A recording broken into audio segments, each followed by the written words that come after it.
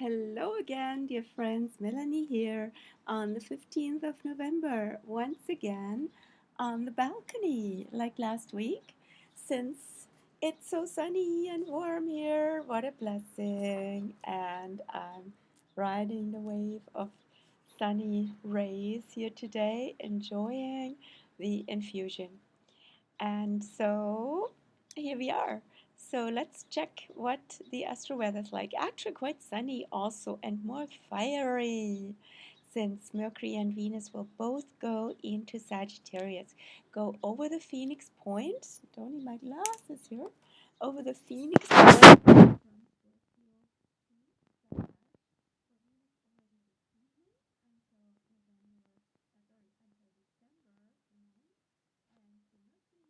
In 2 days on the 17th until December 6th, I believe.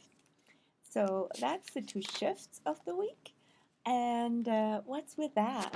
We have come through a lot. I mean, eclipse season in Scorpio, that's not for the faint of heart. And let's acknowledge and look back also what came up and what we have processed and what we have understood from there, how we have grown out of it, and how we have gained more space and more freedom through this process.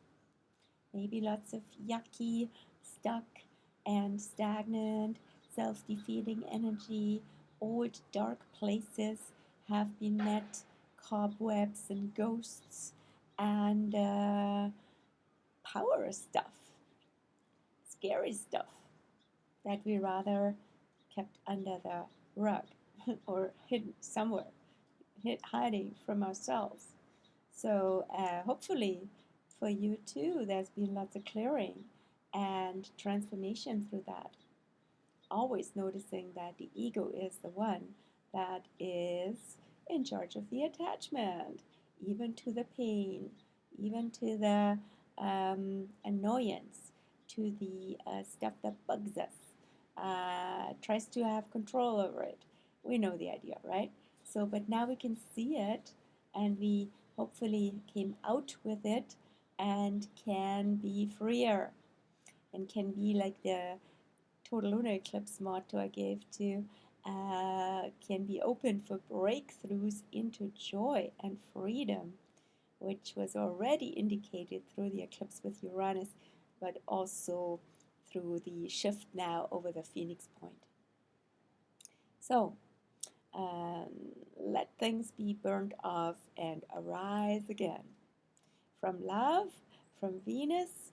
Venus rules the heart chakra, but also from your throat chakra, Mercury, from your speech, from your words, from your way of communicating, being uplifted, and but genuinely, after having gone through dark, deep, dense stuff, not a fake sort of pseudo overlay, right? So, yeah, blessings to you in that regard. And yeah, I get it. I've been there too. Now, yeah, deep breath on that note.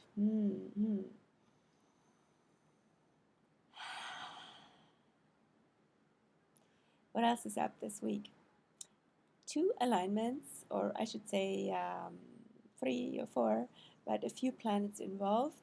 One with Mars Neptune, that's the Saturday, and two of them with the Sun with sextile to Pluto on Friday, and water trine to Neptune on Sunday. The Sun has been already yesterday in water trine with, did I say Neptune? Sorry. So the water trine on Sunday will be with Jupiter, very end of Pisces. The Sun has been yesterday in water trine with Neptune, retro in Pisces. So there's a lot of that. That's been basically also a blessing, integration. It's the consolidation is what the word I was looking for, of the grand water trine energy that was so strong on the Sunday, Saturday, Sunday when the moon was also in Cancer. Hopefully, you were also in a beautiful flow and in gentleness, care, while also allowing things to come through, process, and be met again in connectedness and oneness, Pisces. Now, on the on the Sunday, on the Sunday, coming Sunday, the 20th, it is, yes, will be the trine alignment of the Sun and Jupiter. Sun in at the end of Scorpio, also on the Phoenix point before entering Sagittarius on the 23rd. And that day will also be the Sagittarius New Moon. Sagittarius is ruled by Jupiter. So there's a lot of that Sagittarius Jupiter trine is even a Jupiter aspect alignment. This is all about expansion and all about growth, really, right? And outgrowth too. Outgrowth of the old, of the dense, of what kept us under control and internally, externally perceived, and also spreading our wings, which is Phoenix, right? Rising and uplifting the energy and being in trust that the external light returns, but we don't need the evidence for that because we carry the light within. The external light returns at winter solstice. Gradually the sun climbs like a goat up the mountain of the ecliptic, but we already generate the inner fire, the heart fire, the joy, the warmth, the trust, the generosity with Sagittarius. And that starts with Mercury and Venus this week, and with the Sun next week, as Jupiter, planet of Sagittarius, also goes forward in the zodiac. That's all really cool stuff. So, finally, something really nice and positive, but it's also up to us to step into that because these energies are always available. I mean, it's just more conducive, of course, when these cosmic energies align and help us with that. But abundance is an attitude, as we know, right? And so, what kind of abundance is that?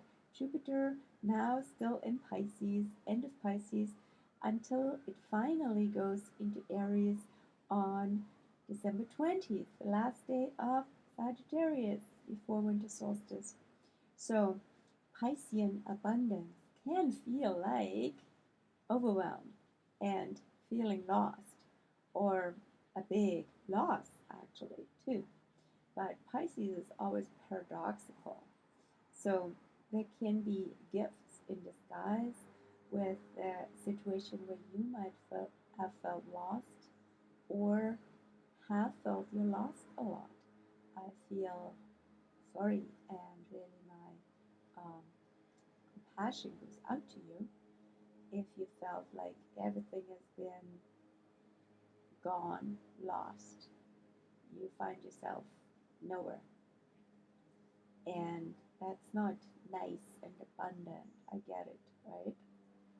And yet, it's a big process of trust, of surrender, really, I should say, right?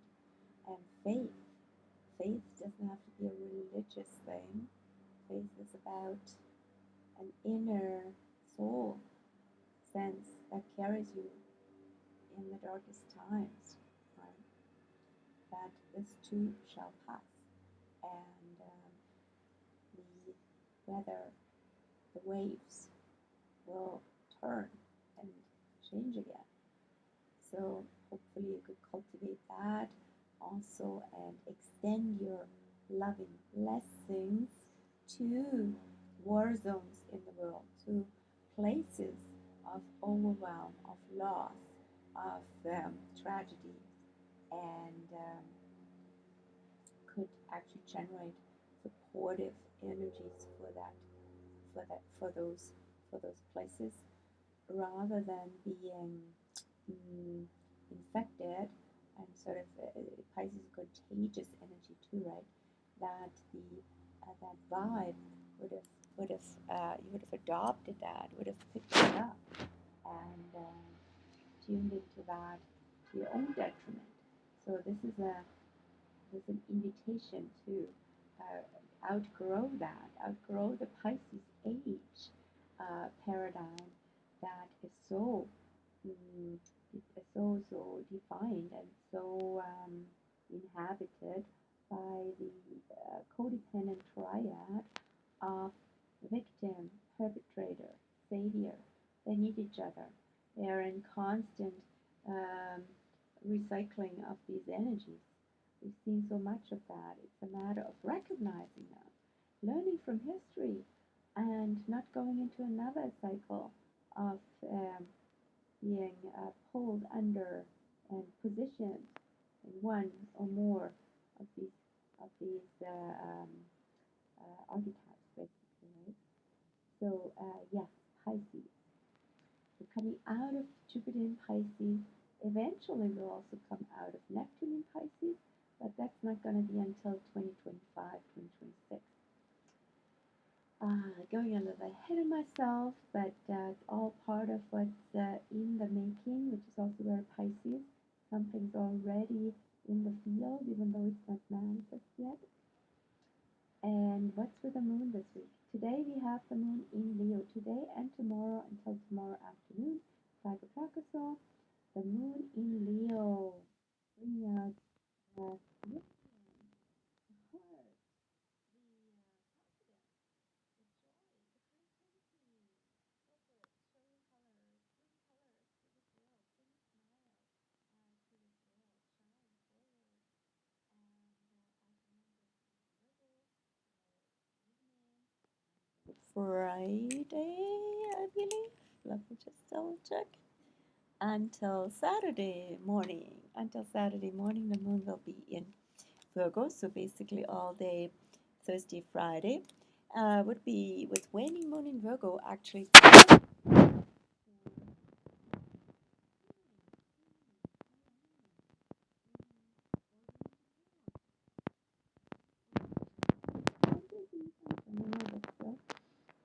yeah. So that Virgo moon, and maybe doing something for health, wellness, um, yeah, whatever makes your basically your body, mind, spirit, wholeness supported by this, right? Brings you back into yourself, also in your self sufficiency. What can you do for yourself that really helps you, and so that you can also be of more help to others and to the world. Then the moon will be in Libra on the weekend, so all day Saturday, Sunday until Monday.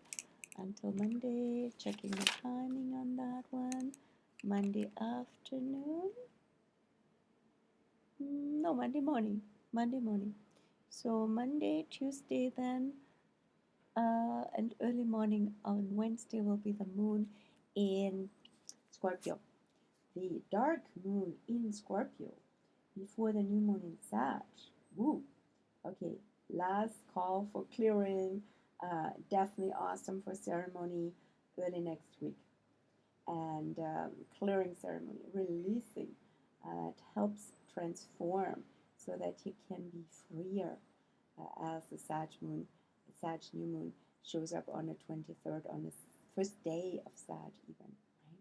But before the moon will be in Libra on the weekend, and that is a wonderful time to come together with people whom you feel really compatible with, whom you feel like you dance well together, maybe literally go to a dance, go to some cultural events. They're all out there now again, right?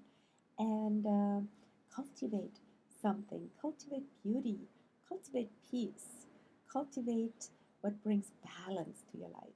Whatever that may be, whatever is out of balance, the Libra moon shows you we need balance.